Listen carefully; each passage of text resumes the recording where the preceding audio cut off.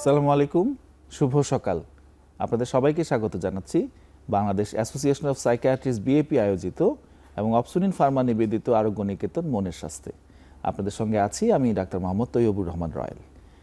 আচ্ছা, আপনারা নিশ্চয়ই অনেকেরই দুষ্টু শিশু দেখার অভিজ্ঞতা হয়েছে বা অনেক চঞ্চল শিশু, এবং এটি কিন্তু শিশুদের সৌন্দর্য। কিন্তু কখনো কখনো এই চঞ্চলতা বা এই দুষ্টামিও কিন্তু রোগে পরিণত হতে পারে, এবং সেটি নিয়ে আজকে আমরা আলোচনা করব এডিএইচডি বা অতি চঞ্চলতাজনিত রোগ নিয়ে। এবং এটি নিয়ে আলোচনা করার জন্য আমাদের দুজন বিশেষ অতিথি উপস্থিত আছেন, তাদের সঙ্গে আমি আপনাদের পরিচয় করিয়ে দিচ্ছি। আমার বামে আছেন ডক্টর তায়েব ইবনে জাহাঙ্গীর, সহকারী অধ্যাপক, জাতীয় মানসিক স্বাস্থ্য ইনস্টিটিউট, এবং আমার ডানে আছেন ডক্টর আনিকা বাশারাত, রেজিস্ট্রার, জাতীয় মানসিক স্বাস্থ্য ইনস্টিটিউট। আপনাদের দুজনকেই আমাদের স্টুডিওতে স্বাগত জানাচ্ছি। ধন্যবাদ। ডক্টর তায়েব ইবনে জাহাঙ্গীর, আমি আপনার কাছে প্রথমে আসছি। প্রথম প্রশ্ন, এই যে আমরা বললাম এডিএইচডি, এটি আসলে বলতে কি বোঝায়? আপনি একটু সহজে আমাদের দর্শকদের বুঝিয়ে বলুন। জি, আপনাকে ধন্যবাদ আমাদেরকে এই শোতে ইনভাইট করার জন্য। আসলে এডিএইচডির ফুল ফর্ম হলো attention deficit hyper activity disorder. তার মানে হচ্ছে এটার মধ্যেই এটি কি এটা বলা আছে, অ্যাটেনশন ডেফিসিট থাকে, বাচ্চাদের মনোযোগের কিছুটা ঘাটতি থাকে। আর এর সাথে হাইপার অ্যাক্টিভিটি ডিসঅর্ডার হলো বাচ্চাটি অন্য বাচ্চাদের চেয়ে কিছুটা বা বেশি চঞ্চল হয়, মনোযোগের ঘাটতি এবং অতি চঞ্চলতা, এটিকে আসলে আমরা এডিএইচডি বলে থাকি।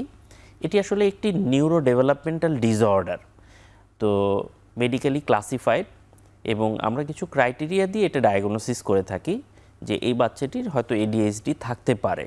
মোটা দাগে একটি এডিএইচডির বাচ্চা বলতে বোঝায় যে বাচ্চাটির মনোযোগের ভালো ঘাটতি রয়েছে এবং বাচ্চাটি স্বাভাবিকের চেয়ে অনেক বেশি চঞ্চল। ওকে, থ্যাংক ইউ। আমরা মনে হয় যে আরও আস্তে আস্তে জানবো বিস্তারিত। ডক্টর আনিকা বাশারাত, আপনি কি আমাদেরকে একটু বলবেন যে ডক্টর তায়েব ইবনে জাহাঙ্গীর বলেছে এবং আমরা শুরুতে বলেছি যে এটি শিশুদের অতি চঞ্চলতাজনিত ব্যাপার, কিন্তু সব শিশু মানে কাদের হয়, মূলত কোন বয়সে হয়, এই ধরনের কোনো স্পেসিফিকেশন আছে কিনা? আচ্ছা, সাধারণত আমরা বলি ছোট শিশুদের বেশি হয়, 12 বছরের আগে শুরু হয়। এটা কিন্তু বড়দেরও হতে পারে, যদি শিশুদের ব্যাপারটা এসেছে জন্য বললাম, কিন্তু 12 বছরের আগে শুরু হয়।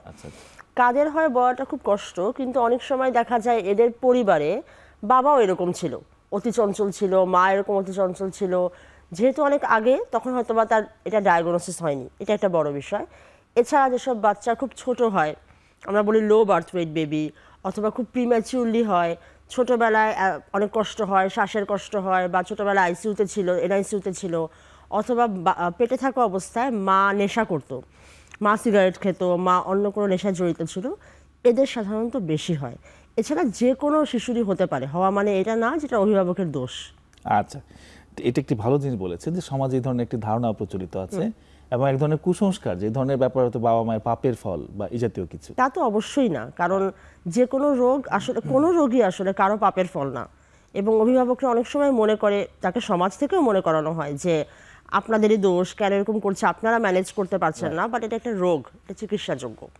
আমি আশা করব যে আপনাদের এই আলোচনাগুলো, সেগুলো আমাদের সাধারণ দর্শক যারা আছেন, সমাজের বিভিন্ন প্রান্তের মানুষ, তাদের মধ্যে সচেতনতা তৈরি করবে। ডক্টর তায়েব, আমি আপনার কাছে আবার যাচ্ছি যে এই যে আমরা আপনি কিছু জিনিস বলেছেন যে অ্যাটেনশন ডেফিসিট, কি অ্যাটেনশনের ঘাটতি থাকছে বা তাদের অতি চঞ্চলতা হচ্ছে, কিন্তু আসলে একটা বাচ্চা প্রেজেন্ট করে কিভাবে? মানে সাধারণত লক্ষণ যদি আমরা যাচাই বাছাই করি, কিভাবে কি কি ধরনের লক্ষণ, কত বৈচিত্র্যপূর্ণ লক্ষণ থাকে বাচ্চাদের মধ্যে, আপনি এটা একটু বিস্তারিত বলবেন। জি, সাধারণত দেখা যায় যে একজন এডিএইচডির বাচ্চা বেশ কয়েকটি লক্ষণ নিয়ে প্রকাশিত হয়। যেমন প্রথমে আমরা যদি ভাবি যে মনোযোগের ঘাটতি, অ্যাটেনশন ডেফিসিট, দেখা যায় যে বাচ্চাটি যখন আমরা কোনো কথা বলছি, তাকে ইনস্ট্রাকশন দিচ্ছি, সেটা সে ফলো করতে পারছে না, কারণ তার অ্যাটেনশন কম।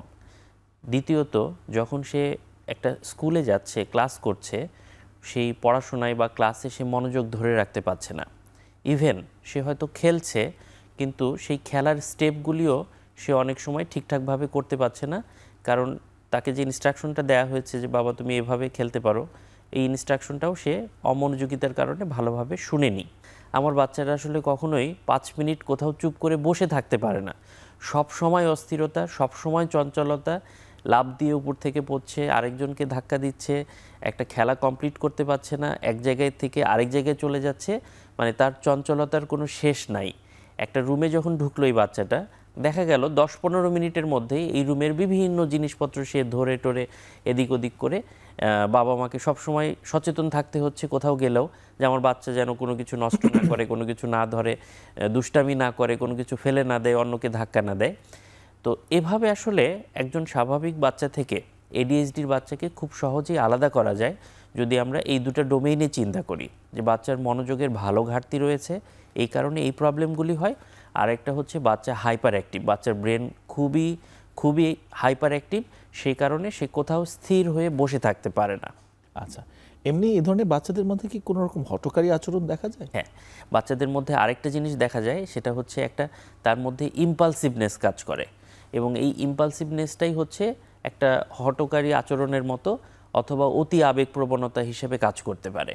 এটাও এডিএইচডির একটা অংশ হতে পারে। সেটা কিভাবে প্রেজেন্ট করে, মানে এই লক্ষণগুলো সাধারণত দেখা যায় যে হুটহাট করে সে একটা কাজ করে ফেলে, যেটা আসলে তার করার কথা না, বা সেটা সে জানে যে আমি এই কাজটা হয়তো করব না, অথবা বাবা মা তাকে ভালোভাবে শিখিয়েছে, সে ওয়েল ম্যানার্ড, কিন্তু সে নিজেকে ধরে রাখতে পারে না, হুটহাট করে একটা আচরণ করে ফেললো বা কাজ করে ফেললো, যেটা আসলে কিছুটা রিস্কি বা যেটা আসলে ম্যানারের মধ্যে পড়ছে না, কিন্তু সে সেখানে নিজেকে নিবৃত্ত করতে পারলো না, হুট করে কাজটা করে ফেললো। ব্যাপারটা এরকম হয়ে থাকে। Thank you doctor Anika Basarat. এইটা সম্পর্কে আপনি আরো কিছু বলবেন কিনা, এই যে ইম্পালসিভিটি বা এই হঠকারী আচরণ? সাধারণত আমরা যে ডেফিনেশন বলছি এডিএইচডি, এর মধ্যেই কিন্তু এই ইম্পালসিভিটি শব্দটি নেই, কিন্তু দেখা যায় যে এটা আসলে খুব একটা কোর ফিচার। আর কি কিভাবে এই ইম্পালসিভিটির বাচ্চারা আসলে বাচ্চাদেরকে তো আমরা আটকায় রাখতে চাই স্বাভাবিকভাবে, কিন্তু বাচ্চারা তো আসলে এরকম না। তো এই সমস্যাগুলো আমরা এডিএইচডি বলতে হলে কিন্তু সকল জায়গায় থাকে, বাসায় থাকে, স্কুলে থাকে, মানুষের বাসায় থাকে, সব জায়গায় থাকে। তো দেখা যাচ্ছে এই বাচ্চাটা, ওর মনে হচ্ছে ওই রাবারটা সুন্দর, অন্য একজনের, ও নিয়ে নিয়েছে, কাজটা কিন্তু খারাপ, ও জিনিসটা বুঝছে না।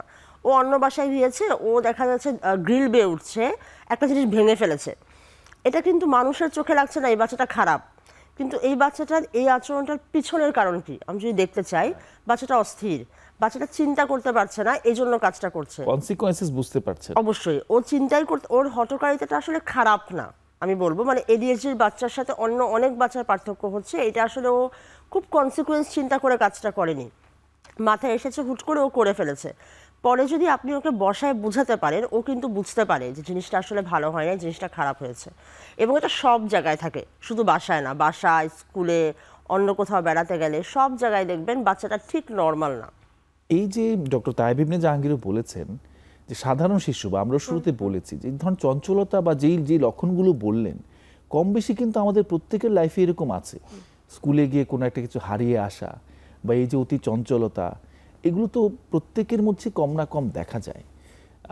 এখন তাহলে আমরা আসলে যদি আমি বলি যে একটা সাধারণ চঞ্চল বাচ্চা আর যেটা এডিএইচডি বা এই রোগ, এটার মধ্যে আমরা কিভাবে ডিফারেন্সিয়েট করব? আসলে প্রথম কথা হচ্ছে আপনি নামে বলে দিয়েছেন, এটা অতি চঞ্চলতা।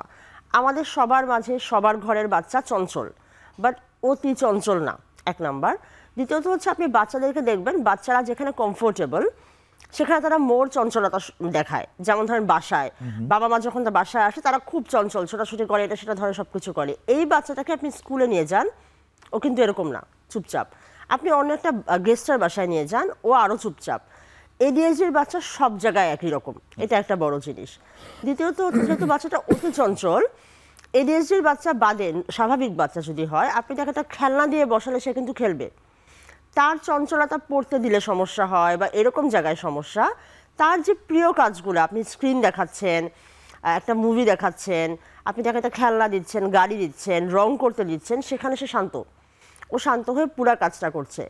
একটা অতি চঞ্চল বাচ্চা বা এডিএইচডির বাচ্চা কিন্তু এই কাজটা করতে পারবে না, সে ওভারঅল সব কিছুতে চঞ্চল, তার এই প্রিয় কাজগুলোও সে করতে পারবে না, এমনকি তার ফেভারিট শোটাও সে দেখতে পারবে না। সো এগুলা দিয়ে আসলে আমরা জিজ্ঞেস করে আলাদা করি। Thank you. আমার মনে হয় আমাদের ধারণাটা স্পষ্ট হতে শুরু করেছে। ডক্টর তায়েব ইবনে জাহাঙ্গীর, আমরা তো এটির সাধারণ কথায় কি বোঝায় সেটি জানলাম, লক্ষণ সম্পর্কেও আমরা জানলাম, একটু সাধারণ শিশুকে পার্থক্যও জানলাম। এবার একটু থিওরিটিক্যাল কথা, যেটা কেন হয় আসলে বা কিভাবে হয়। হ্যাঁ, এই যে শুরুতে আপনারা বলেছেন এটা নিউরো ডেভেলপমেন্টাল ডিসঅর্ডার, আসলে কি হয় সেখানে? ওকে, আসলে এটি হওয়ার অনেকগুলো কারণ থাকে। আমরা এটাকে বলি মাল্টিফ্যাক্টরিয়াল, মানে শুধুমাত্র একটা বা দুটা কারণে যে বাচ্চার ADHD হলো ব্যাপারটা এরকম হয় না। অনেকগুলি কারণ একসাথে থাকতে পারে বা আলাদা আলাদা কারণ থাকতে পারে। যেহেতু এটি একটি নিউরো ডেভেলপমেন্টাল ডিসঅর্ডার, ব্রেনের সাথে মস্তিষ্কের সাথে সরাসরি সংযুক্ত একটি আচরণগত সমস্যা, এখানে আসলে কিছু বংশগত বা জেনেটিক প্রবলেম থাকতে পারে। যেটা ডাক্তার আনিকা বলেছে যে হয়তো দেখা গেল বাচ্চার বাবা এরকম ছিল অথবা তার ফ্যামিলিতে কেউ একজন এরকম, তো এটা আসলে জেনেটিক্যালি ট্রান্সমিট হতে পারে, এটা একটা বিষয়। আরেকটা হচ্ছে যে বংশে কারো না থাকলেও স্টিল এটা বিভিন্ন ধরনের জিন মিউটেশনের কারণেও হতে পারে। এনভায়রনমেন্টাল অনেকগুলি কারণ আছে, এনভায়রনমেন্টাল অনেকগুলি কারণেও কিন্তু ADHD বাচ্চার হতে পারে। যেমন যদি কোনোভাবে বাচ্চার মা প্রেগনেন্ট থাকা অবস্থায় মারাত্মক ধরনের স্ট্রেসে থাকে অথবা হয়তো এমন কোনো আচরণের মধ্যে দিয়ে গিয়েছে যেটা আসলে মেডিকেলীয় ভাষায় ঝুঁকিপূর্ণ, যেমন কোনো ধূমপান করা বা বাইরের দেশে যেটা হয় মদ পান করা, আবার কোনো ধরনের ইনফেকশন হওয়া, সেসব কারণেও কিন্তু বাচ্চার মা থেকে ওই সময় থেকে বাচ্চা ঝুঁকিপূর্ণ হয়ে যেতে পারে। আবার বাচ্চাটি যখন ডেলিভারি হলো ওই সময় যদি কোনো কারণে ওজন কম হয় বা প্রিম্যাচিউর হয়, সময়ের আগে ডেলিভারি হয়ে গেল, কোনো বার্থ ট্রমা হলো, জন্মের সময় কোনো অসুবিধা হলো, সেসব ক্ষেত্রেও বাচ্চারা ঝুঁকিপূর্ণ হয়ে ওঠে। এরপর এই বাচ্চাটি যখন বড় হতে থাকলো তখন আমরা যদি তার বড় হওয়ার জন্য প্রপার এনভায়রনমেন্টটা এনশিওর করতে না পারি এবং তাকে যদি একটা ভালো প্যারেন্টিং করতে না পারি, এখন যে জিনিসটা সবচেয়ে বেশি হয় যেমন ইন্টারনেট এডিকশন, স্ক্রিন টাইম, এই জিনিসগুলো যদি হয়।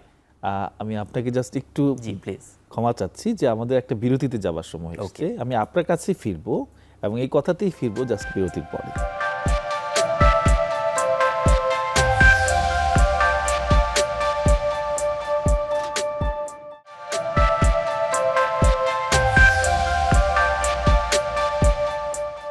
দর্শক, ফিরে আসলাম বিরতির পর। আফসুনিন ফার্মা নিবেদিত আরোগ্য নিকেতন মনের স্বাস্থ্যে আমরা যে কথাতে ছিলাম, আমরা সেখান থেকে আবার শুরু করতে চাচ্ছি। ওকে, তো আমরা যেটা বলছিলাম যে ADHD হওয়ার আসলে কি কারণ হচ্ছে, সেখানে আমরা একেবারে বাচ্চাটি মায়ের পেটে থাকা অবস্থা থেকে বলছিলাম যে কি কি সমস্যার জন্য আসলে হতে পারে। তো বাচ্চা যখন বড় হচ্ছে আমাদের প্যারেন্টিংটা খুবই ইম্পর্টেন্ট।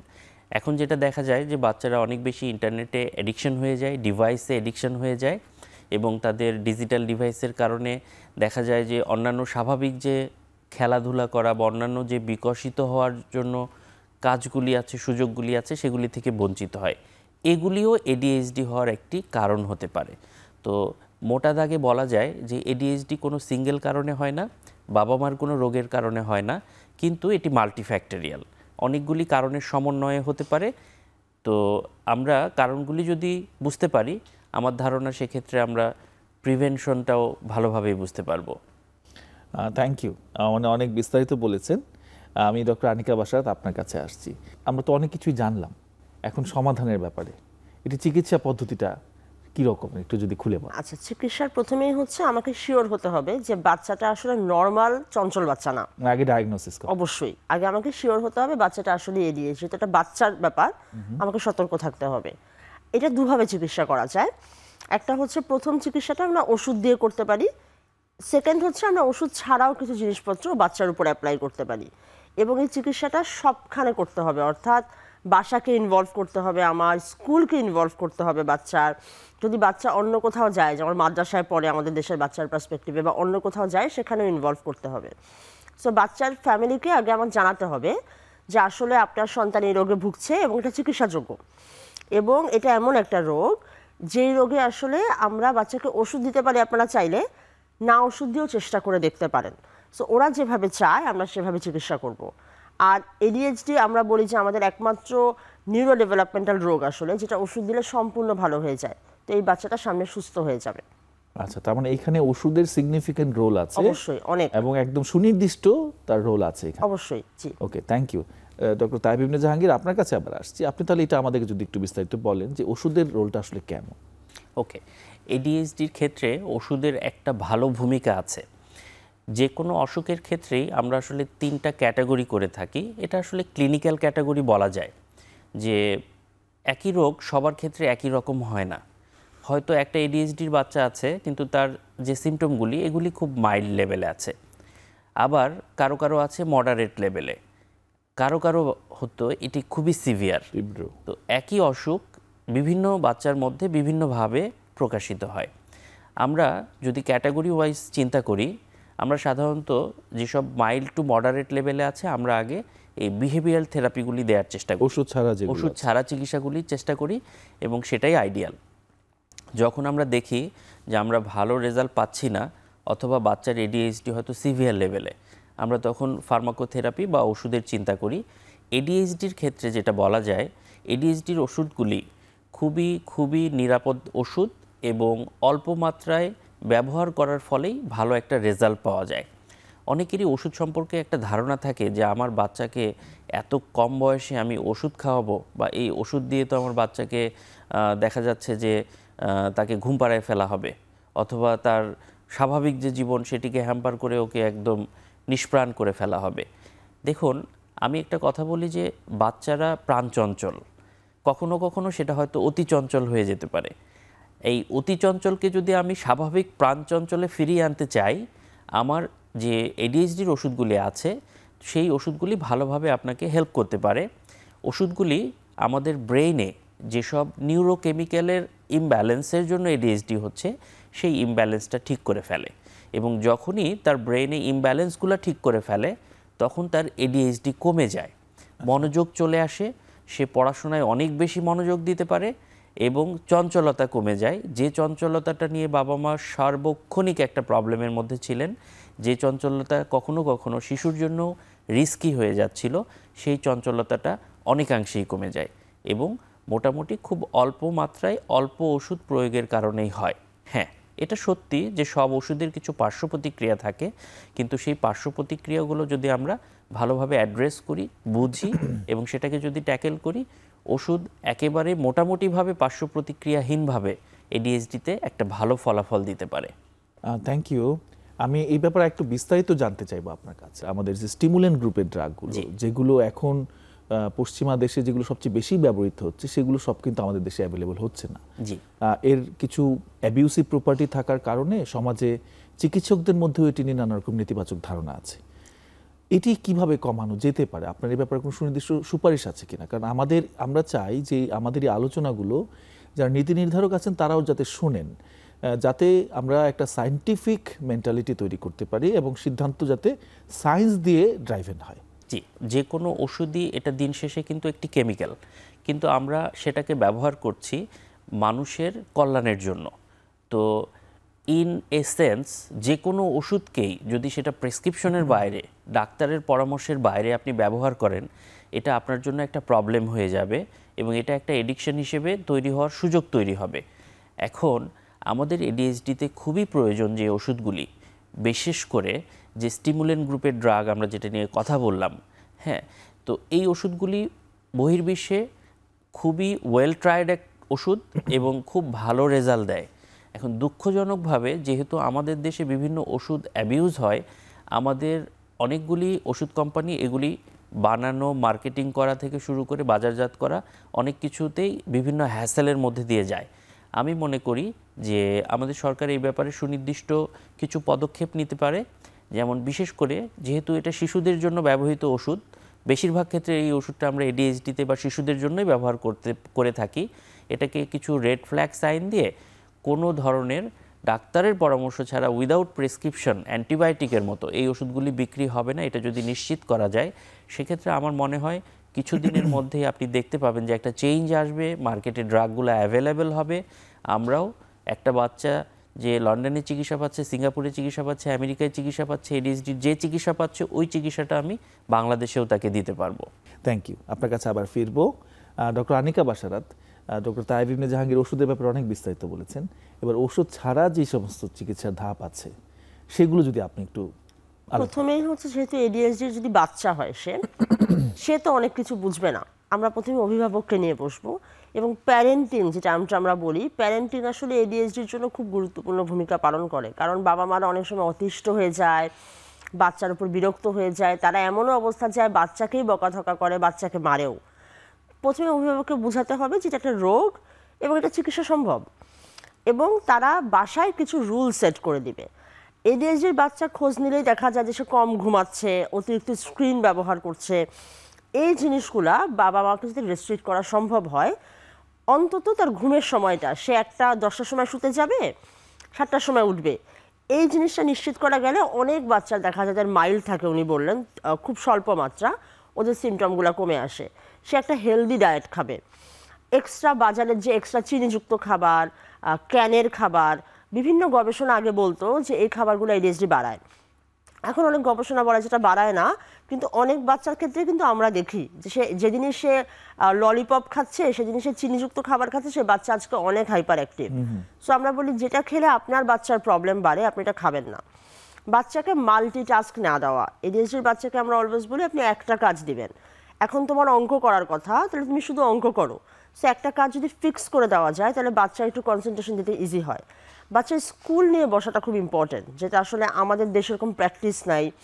আমরা তো আসলে আমাদের সাইকিয়াট্রিস্ট অনেক কম, রোগী অনেক বেশি, সব মিলাতে সম্ভব হয় না। বাট একটা লিখিত কাগজ দিয়ে যদি অভিভাবককে বলা যায় যে আপনি একটু স্কুলে কথা বলেন, এখন কিন্তু ভালো ভালো স্কুলগুলো এগুলো বোঝে, সেই বাচ্চা একটা এক্সট্রা টাইম পাবে পরীক্ষায়, টিচার ওকে একটু কাছে নিয়ে বসাবে, সামনের বেঞ্চে বসবে, বাচ্চারা যাতে কনসেন্ট্রেশন থাকে, তাহলে আসলে বাচ্চাগুলোর অনেক হেল্প হয় যদি এই কাজগুলো পসিবল হয়। Thank you. আমার মনে হয় যে এগুলো আমাদের মধ্যে এক ধরনের সচেতনতা তৈরি করবে। ডক্টর তায়েব ইবনে জাহাঙ্গীর, আমরা তো চিকিৎসা নিয়েও আলোচনা করলাম, এখন এই যে আমরা শুরুতে আলোচনা কিন্তু উঠে এসেছিল যে এখন এই ধরনের শব্দগুলো আমরা ইদানিং শুনতে পাচ্ছি, বা আমরা ডক্টর বলে হয়তো আমরা একটু আগেই শুনতে পাচ্ছি, কিন্তু সমাজে এখন ওই ধারণাগুলো প্রচলিত না। একটা লম্বা সময় কিন্তু মানুষ এগুলো চিকিৎসার প্রয়োজন আছে বলেও মনে করে নাই, বা এখনও যে খুব বেশি সংখ্যক গার্ডিয়ান এটার চিকিৎসা করাতে আগ্রহী তেমনটাও মনে হয় না। এবং এতে একটা প্রতিবন্ধকতা থাকে ফ্যামিলি মেম্বারসদের, যে না না তুই নিজেও ছোটবেলায় এরকম ছিলি, এটা বড় হলে ঠিক হয়ে যাবে। আসলে কি বড় হলে ঠিক হয়ে যায়? আচ্ছা, বা অটোমেটিক্যালি ঠিক হয়ে যাওয়ার কোনো ব্যাপার আছে কিনা, আর যদি না হয় তার কনসিকুয়েন্সেস বা পরিণতিটা কি হতে পারে? ওয়েল, ওকে, আমি এই বিষয়টা বলছি। এই বিষয়টা বলার আগে একটু আগের বিষয়টা সম্পর্কে একটা লাইন বলবো। আসলে বাস্তবতা একটু কঠিন। বাস্তবতা কঠিন এই কারণে, আমি যখন রুগী দেখি বা প্র্যাকটিস করি, আমি দেখতে পাই বাবা মারা অনেক কষ্ট করে একটা বাচ্চাকে ভালো একটা স্কুলে ভর্তি করান, কিন্তু সেই স্কুলে 2 বা 3 মাস ক্লাস করার পরে অনেক সময় বলা হয় বাচ্চাদের যে আপনার বাচ্চাটা এত দুষ্ট, আমরা ওকে রাখতে পারবো না, সরি, আমরা ওকে স্কুল থেকে ট্রান্সফার করে দিচ্ছি, আপনারা অন্য কোনো স্কুলে ভর্তি করান। রাইট। উইদাউট অ্যাড্রেসিং মানে কি হয়েছে, কেন হয়েছে, বা কোনো সমাধান আছে কি না। এটাতেই বোঝা যাচ্ছে যে এটা যদি একটা ভালো স্কুলের সিনারিও হয়, অন্যান্য স্কুলে তাহলে আসলে কি অবস্থা হবে। এটা কিন্তু ফ্রিকুয়েন্টলি আমাকে শুনতে হয় যে ডাক্তার সাহেব আমার বাচ্চাটাকে স্কুল থেকে বের করে দিল, কারণ সে একটু বেশি চঞ্চল, এই কারণে আমরা এই জন্য আপনার কাছে এসেছি। তো এই ব্যাপারটা কিন্তু আমাদের মাথায় রাখতে হবে। প্র্যাকটিক্যালি এটা নিয়ে কিন্তু অনেক সাফারিংস হয়। যাদের বাচ্চা এডিএইচডিতে ভুগছেন তারা কিন্তু আসলে অনেক সাফারিংস হচ্ছেন, এটা একটা। আর দ্বিতীয় ব্যাপারটা হলো যে এটার কনসিকুয়েন্স আসলে কি হয়। কনসিকুয়েন্স নিয়ে যে ধারণাটা প্রচলিত, সেটা কেন প্রচলিত এটা একটু আমি এক্সপ্লেইন করি। এক্সপ্লেইন করলে বোঝা যাবে। আমরা প্রথম দিকে আলোচনা করছিলাম যে সাধারণ চঞ্চল বাচ্চা, বা আমার ভাষায় প্রাণচঞ্চল বাচ্চা, আর অতি চঞ্চল বাচ্চা বা এডিএইচডি বাচ্চা, পার্থক্য কী? এখানে একটা পার্থক্য আছে। পার্থক্যটা হলো সাধারণ চঞ্চল বাচ্চা বা প্রাণচঞ্চল বাচ্চা যত বয়স হতে থাকে তত তার চঞ্চলতার মাত্রাটা একটু কমতে থাকে, কারণ সে ম্যাচিউরড হয়, সে বুঝতে পারে। তার যখন ক্লাস আপগ্রেডেশন হয়, ক্লাস 2 থেকে 3, 3 থেকে 4, 5 থেকে 6, ওর তখন চলাফেরা, কথাবার্তা, আচার আচরণ বা অন্যান্য সব কিছুর যে ওরিয়েন্টেশন হয়, সেখানে তার দুষ্টমির মাত্রাটা কিছুটা কমে আসে। দুষ্টমি বলতে স্বাভাবিক দুষ্টমি। তো বেশিরভাগ ক্ষেত্রে বাবা মারা এটাই দেখেন যে আমার বাচ্চাটা একটু দুষ্ট ছিল, ওদের ধীরে ধীরে ঠিক হয়ে গেছে। ক্লাস 5 বা 8-এ উঠে সে অনেক মনোযোগ দিয়ে পড়াশোনা করছে, ভালো রেজাল্ট করছে, ছোটোবেলায় বেশ ভালোই দুষ্ট ছিল। তো এই কারণে একটা স্বাভাবিক ধারণা সব বাবা মার মধ্যে আছে যে বড় হলে বোধহয় ভালো হয়ে যাবে। এখন ছোট দেখে একটু বেশি দুষ্টুমি করছে বা প্রচণ্ড চঞ্চল, বাট এটা ঠিক হয়ে যাবে। এটা একটা কারণ। আরেকটা কারণ হচ্ছে সত্যি সত্যিও এডিএইচডির যে বাচ্চারা থাকে, অনেক সময় দেখা যায় কোনো কারণে ট্রিটমেন্ট নিলই না, তো তারপরেও একটা নির্দিষ্ট বয়সের পর এডিএইচডি কিছুটা কমে আসতে পারে, এটাও সত্যি। কিন্তু এখানে আপনাকে একটা জিনিস ভাবতে হবে, বাচ্চা যদি এডিএইচডি হয়, চিকিৎসা না নিয়ে আমি যদি বসে থাকি যে আমার 14 বছর বয়সের পর থেকে বাচ্চার এডিএইচডি আস্তে আস্তে কমতে থাকবে, এই যে ছোট বয়সের যে পড়াশোনা, একাডেমিক যে তার স্কিল নলেজ, এটা কিন্তু সে প্রপারলি অ্যাকোয়ার করতে পারবে না। তার মানে হচ্ছে তার সক্ষমতার যে জায়গাগুলি, আমার এই বাচ্চাটার অসীম সম্ভাবনা, সেই সম্ভাবনার জন্য তাকে কিন্তু শেখার জন্য মনোযোগ দিতে হবে এবং কাজের ক্ষেত্রে মোটামুটি ধীর স্থির থাকতে হবে। এটা যখন হচ্ছে না, একাডেমিক লার্নিং এর ক্ষেত্রে হয় না, সব ধরনের লার্নিং, সব ধরনের লার্নিংয়েই এটা যখন হচ্ছে না, হ্যাঁ একটা নির্দিষ্ট সময় ওয়েট করে অনেক ঝামেলার মধ্যে দিয়ে আমি হয়তো সেই জিনিসটা পেতে পারি যে এডিএইচডি কমে গিয়েছে, কিন্তু এই বাচ্চাটার সম্ভাবনাগুলো বিকশিত হবে না। এই জন্যই চিকিৎসার প্রয়োজন এবং এই জন্যই বোঝা দরকার যে আমার এটা বসে থাকলে চলবে না। আমি ওয়েট করব, বাচ্চা বড় হবে, ম্যাচিউর হবে, হয়তো কমবে তার চঞ্চলতা বা হয়তো মনোযোগ বাড়বে, এই আশায় কিন্তু থাকার কোনো সুযোগ নেই। থ্যাংক ইউ, বেশ বিস্তারিত বলেছেন। আমাদের সময় হয়েছে একটা বিরতি নেবার, বিরতির পরে ফিরছি।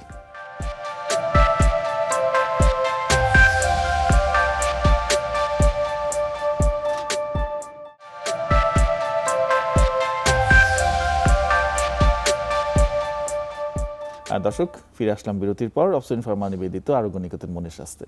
ডক্টর আনিকা, আমি আপনার কাছে আসছি আবার, যে আমরা কনসিকুয়েন্সেস আলোচনা করছিলাম, এখন একটা প্রাপ্তবয়স্ক মানুষকে কি এডিএইচডি হতে পারে কিনা, আর সেই ক্ষেত্রে তাদের লক্ষণগুলো কেমন হয়?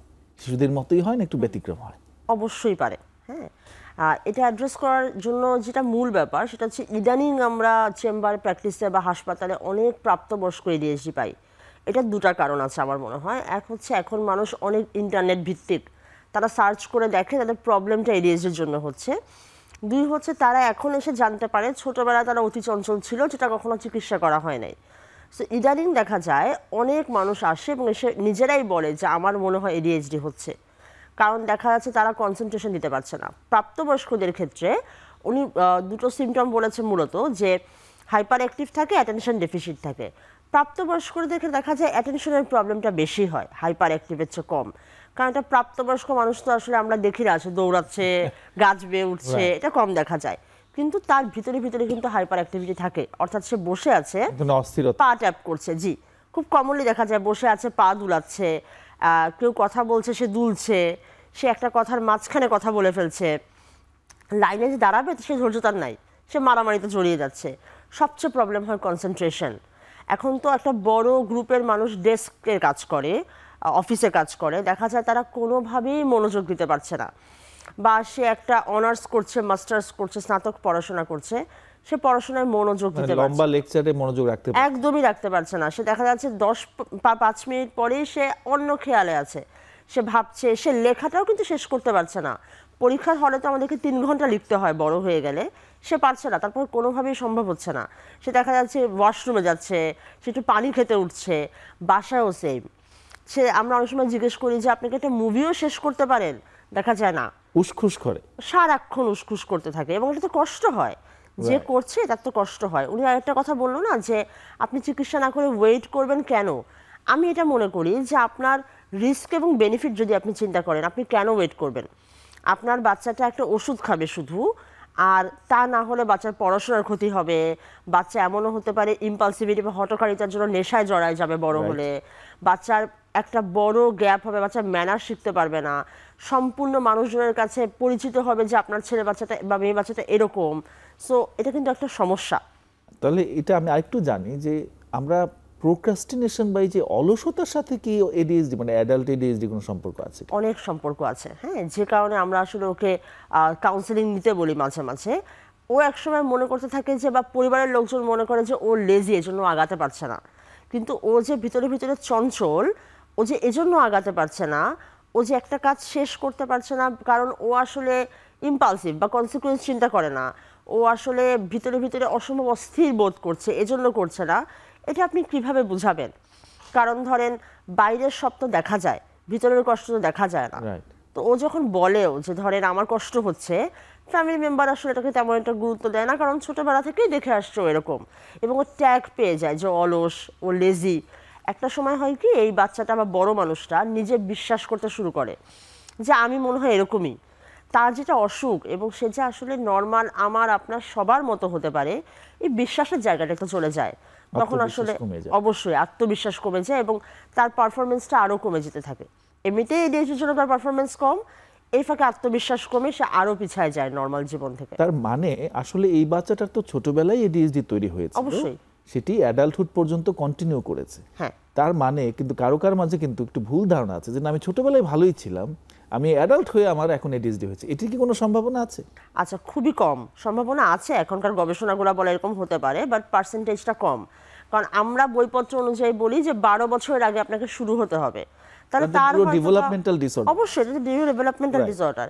এমন হতে পারে তার এটা বোঝার কারণে ছোটবেলায় তার ব্যাপারটা আননোটিস ছিল, ধরেন হ্যাঁ অল্প ছিল, মাইল্ড ছিল যেটা বললো, অথবা ঘরে 10টা বাচ্চা আছে, খুব মনোযোগ দেওয়ার সময় হয়ে ওঠে নাই, বা ছোটবেলায় সে ক্যাডেটে থাকতো বা এরকম কোনো বন্ধ জায়গায় থাকতো, বোর্ডিং স্কুলে থাকতো, তখন দেখা গেছে অভিভাবকের চোখে ব্যাপারটা ওভাবে আসে নাই। এরকম ক্ষেত্রে হতে পারে তার বড় হয়ে শুরু হয়েছে তারা মনে করছে, বা শুরুটা আসলে 12 বছরের আগেই হয়েছে, তারা এটা বুঝতে পারে নাই। Thank you. আমার মনে হয় অনেক বিস্তারিতই আমাদের আলোচনা হয়েছে। ডক্টর তায়েব ইবনে জাহাঙ্গীর, যেটি ডক্টর আনিকা বাসারাত বলছিলেন যে এখন অনলাইনের মাধ্যমে অনেক রকম সচেতনতা বেড়েছে, কিন্তু এই অতি সচেতনতা কি অনেক রকমের বিড়ম্বনার জন্ম দিচ্ছে কিনা? কারণ অনেক পেশেন্টকে আমরা পাই যারা এসেই বলে যে আমি অনলাইনে দেখেছি আমার এডিএইচডি আছে, আমার কাছে মনে হয়েছে, হয়তো একটা দুটো লক্ষণ দেখেই।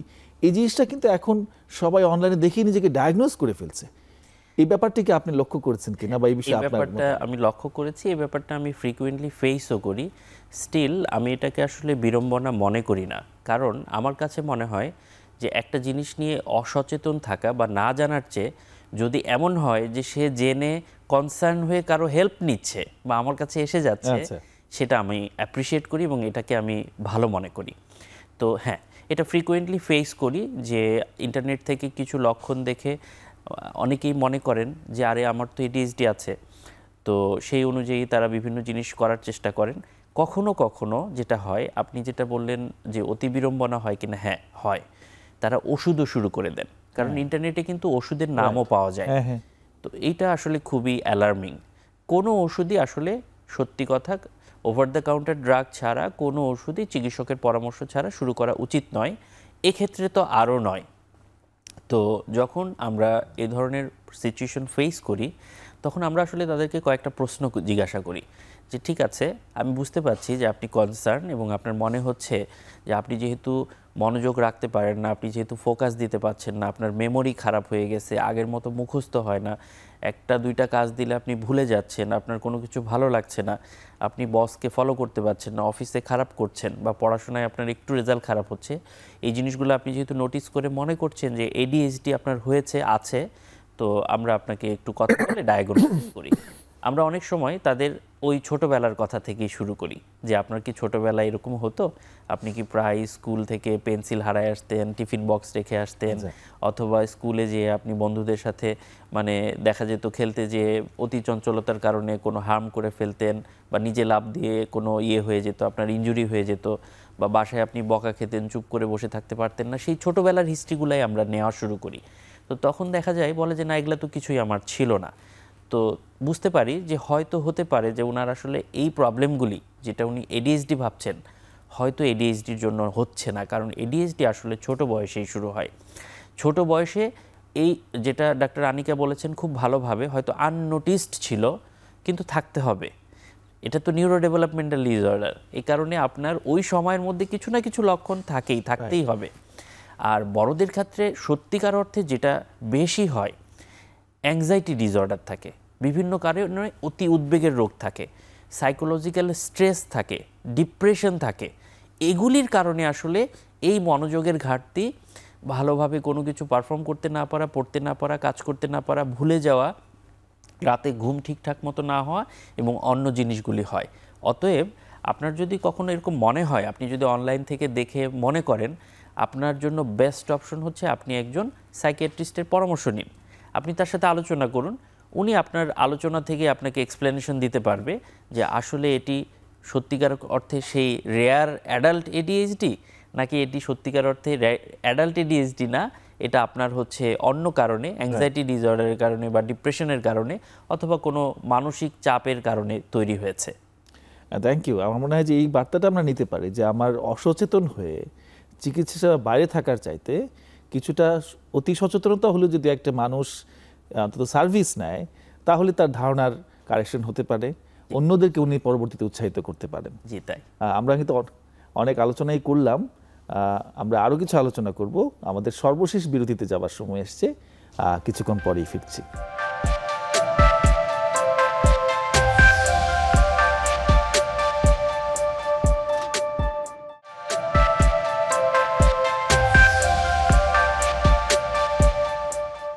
দর্শক, ফিরে আসলাম বিরতির পর। অপসনিন ফার্মা নিবেদিত আরোগ্য নিকেতন মনের স্বাস্থ্যে ডক্টর আনিকা বাসারাত। আমরা আমাদের অনুষ্ঠানের শেষ ধাপে চলে এসেছি।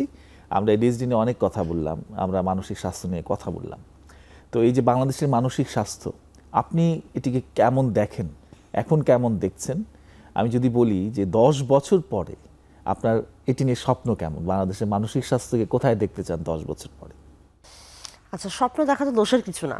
যদি আমি স্বপ্ন বলি যে মানুষ আসলে আর একটু বুঝবে, যে দরকার হলে ধরেন এখন তো গবেষণায় এসেছে যে 100 জনের মধ্যে প্রায় 20 জনের মানসিক রোগ আছে, হ্যাঁ 19 জন, 18.7 আর কি। তো এই আশঙ্কাটা আসলে কিন্তু 20 না, আসলে অনেক বেশি। এটা আমাদের গবেষণায়ও যে লোকজন আসে তারাও এসে বলে না, তারা আসবে। তারা শুধু ধরেন রাস্তায় বদ্ধ উন্মাদকে পাগল মনে করে আসবে না, তারা মনে করবে যে আমার একটু মন খারাপ, আমি একটু কথা বলে আসি, আমি আত্মহত্যার মতো একটা বড় কাজ করব, আমার চিন্তা আসছে, আমি একটু কথা বলে আসি, আমার চঞ্চলতা হচ্ছে, আমি একটু কথা বলে আসি, আমার লোক নেশা করছে, আমি একটু কথা বলে আসি। সো সবাই আসলে আসবে, হোক সরকারি হাসপাতাল হলেও তারা মানসিক স্বাস্থ্য সেবার অবশ্যই আসবে। এবং তারা আসলে যে রোগের মানে মনের স্বাস্থ্য, যে আপনাদের অনুষ্ঠানের যে নাম, এটা গুরুত্বপূর্ণ মনে করবে যে আমার মনের স্বাস্থ্য গুরুত্বপূর্ণ। আমার জ্বর আসছে, আমি কাজ করতে পারছি না, এটা তো জরুরি। তাহলে আমার মন খারাপ, আমি কাজ করতে পারছি না, এটা তো জরুরি। এটা তারা বুঝবে, এবং এটা যখন তারা বুঝবে তারা আসলে অটোমেটিক্যালি আসবে।